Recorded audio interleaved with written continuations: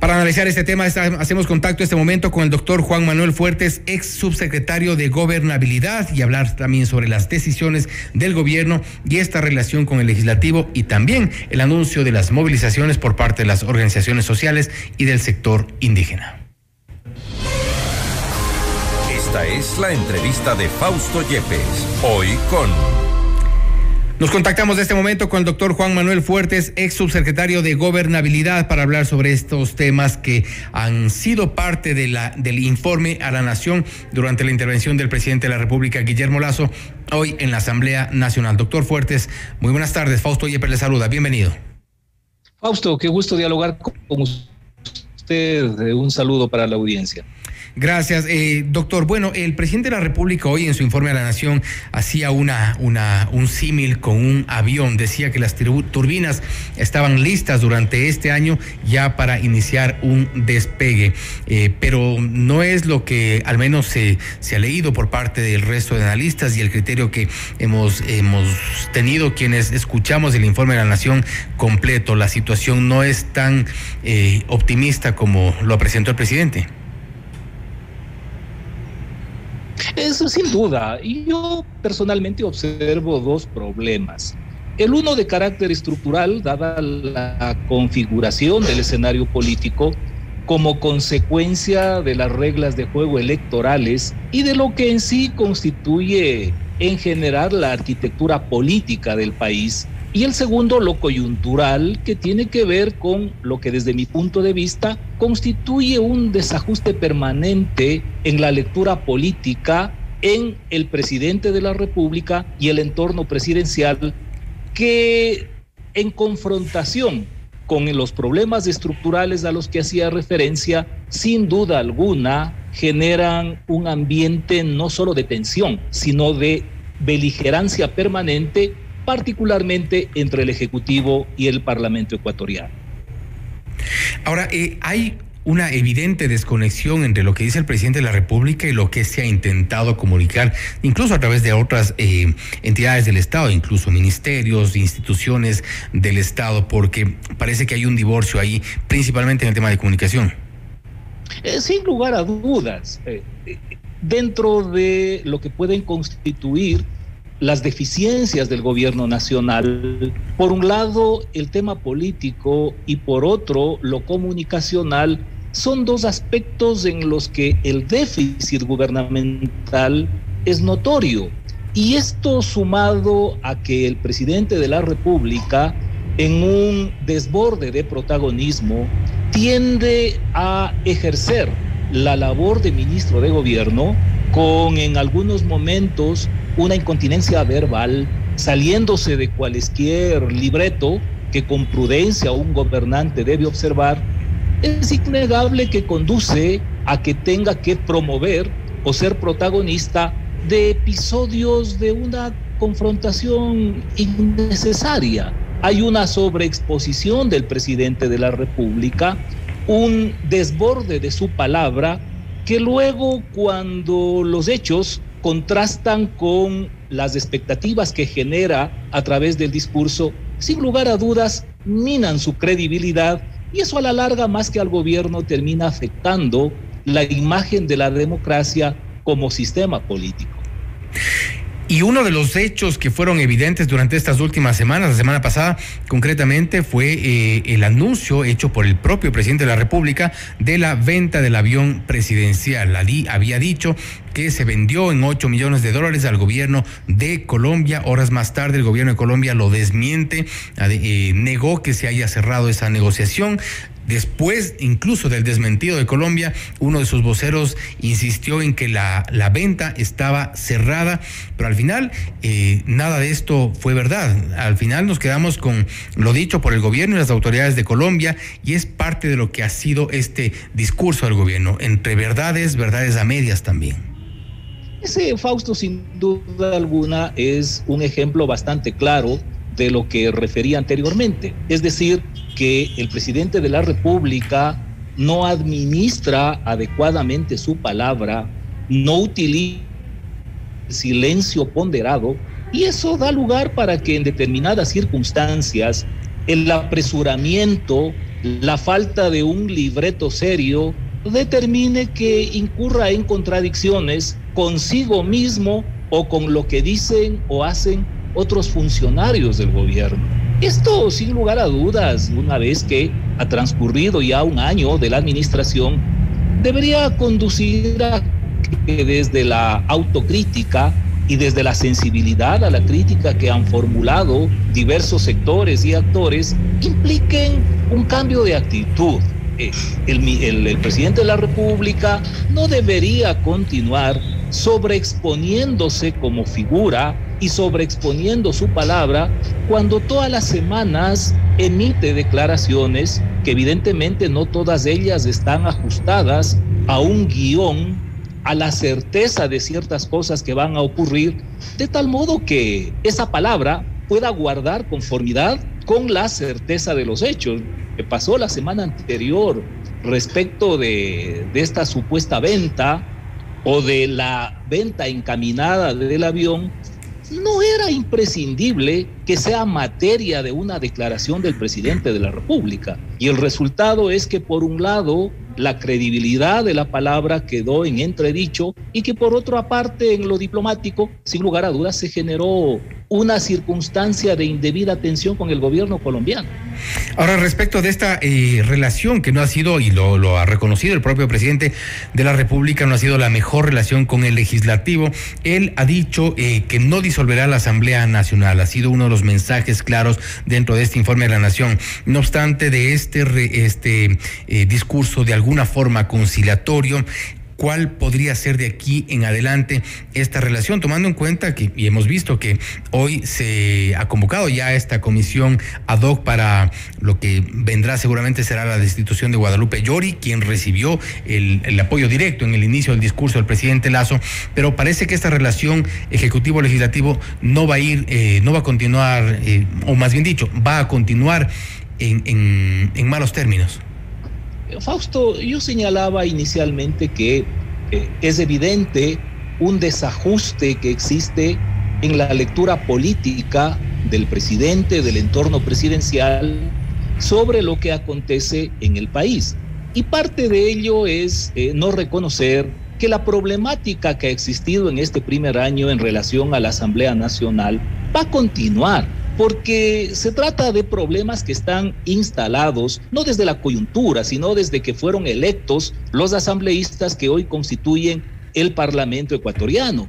Eso es lo que ha conducido a que tengamos posiciones desde el presidente de la República entre la amenaza de la inminencia, por ejemplo, de una declaratoria de muerte cruzada y luego declaraciones en el orden de que eso no va a ocurrir. Tengan la certeza que en los próximos días o en las próximas semanas la tensión con la Asamblea Nacional, en este caso circunstancialmente por lo que constituirá el desenlace de este proceso investigativo sobre la administración de la señora Llori, dará margen para que nuevamente desde la Presidencia de la República se hagan pronunciamientos amenazantes con respecto a la posible disolución de la Asamblea. De tal modo que no es imprescindible ser profeta, adivino, ni un profundo analista, sino que por sentido común, dado los antecedentes, se puede fácilmente concluir que esta situación no solo tensa, sino abiertamente conflictiva, va a persistir y de eso vamos a continuar siendo testigos. De tal modo que lo que hoy ha dicho el presidente en su informe a la Nación en cuanto a expresar una posición conciliadora, lo más probable es que termine desembocando en los próximos días o semanas en una nueva confrontación.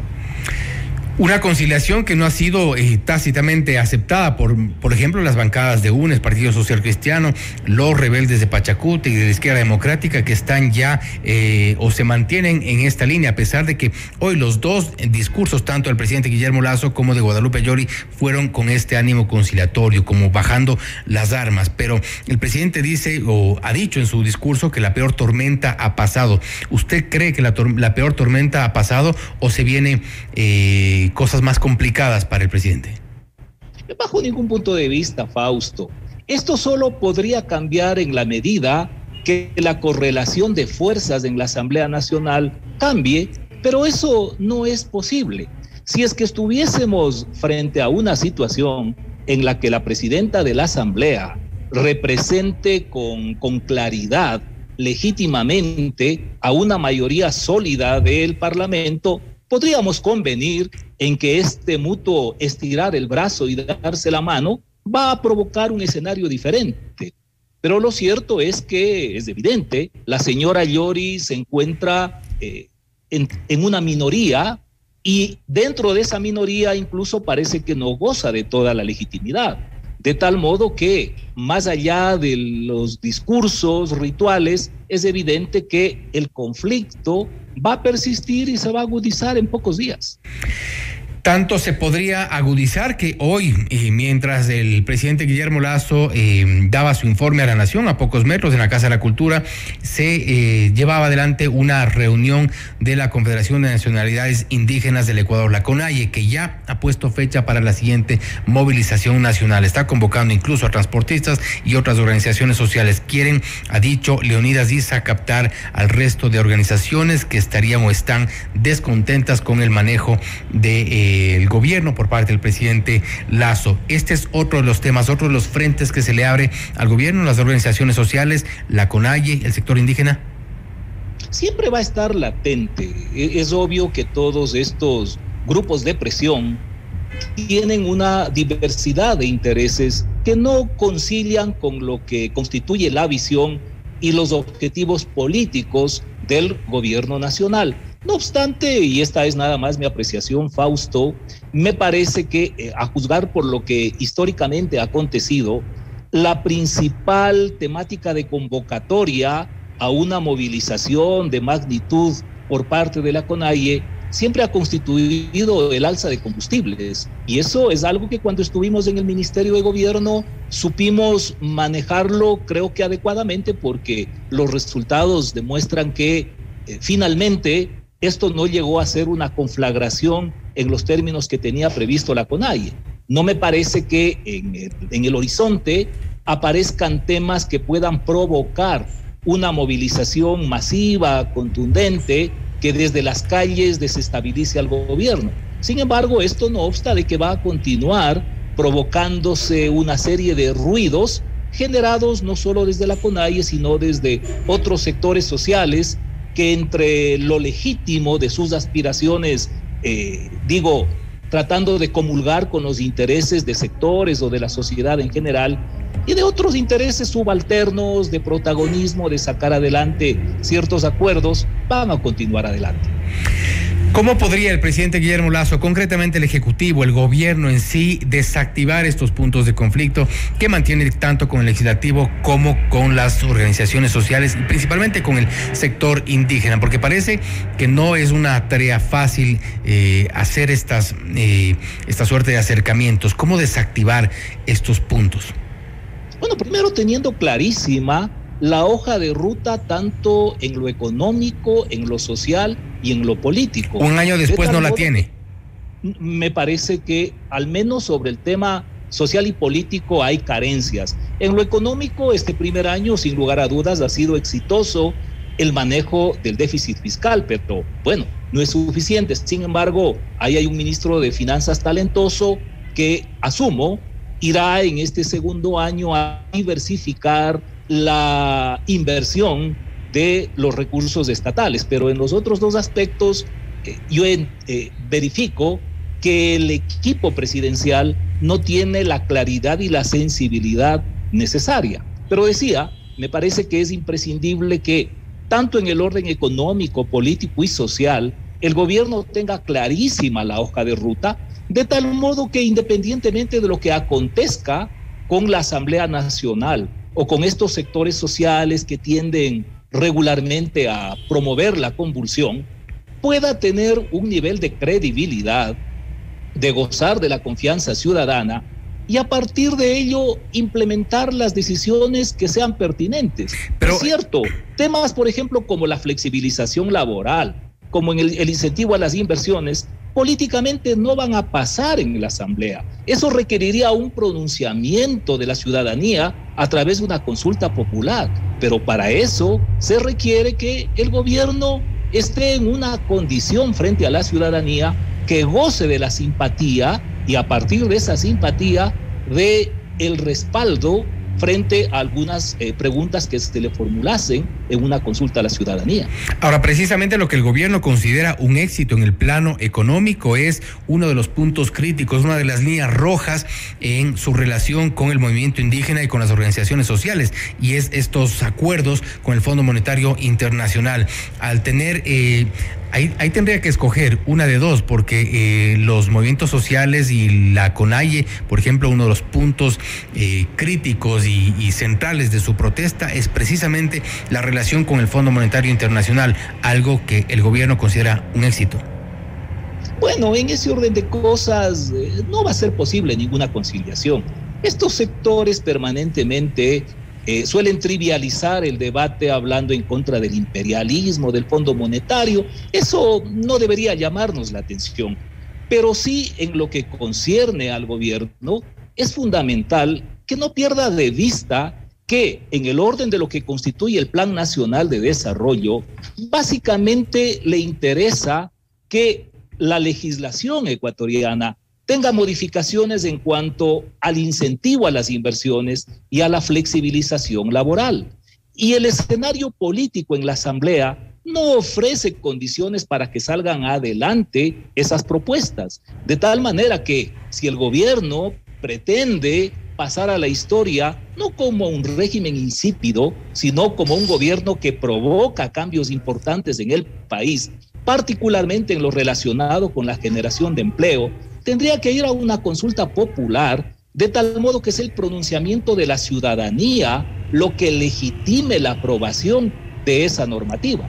Pero para ello se requiere, como es lógico, porque este es un tema de carácter electoral, que existan las condiciones para que las propuestas del gobierno sean aprobadas en las urnas. Consulta popular que ha sido de alguna forma descartada también ahora en el propio informe a la Nación. Doctor Fuertes, gracias por estar con nosotros. Ha sido, bueno, sin duda un diagnóstico no tan optimista, pero bueno, una visión bastante más clara de lo que ocurre en cuanto principalmente a las relaciones en el tema social y político. Gracias, Fausto, a usted y a la ciudadanía. Gracias, ha sido el doctor Juan Manuel Fuertes, ex subsecretario de Gobernabilidad del gobierno de Guillermo Lasso, hablando sobre el informe de la Nación y también esta relación con el legislativo y las organizaciones sociales. El diagnóstico no ha sido necesariamente tan optimista respecto de estas relaciones, pero hay mucho por caminar en este segundo año de gobierno del presidente Guillermo Lasso. 18:43. Esto es Notimundo Estelar, siempre bien informados.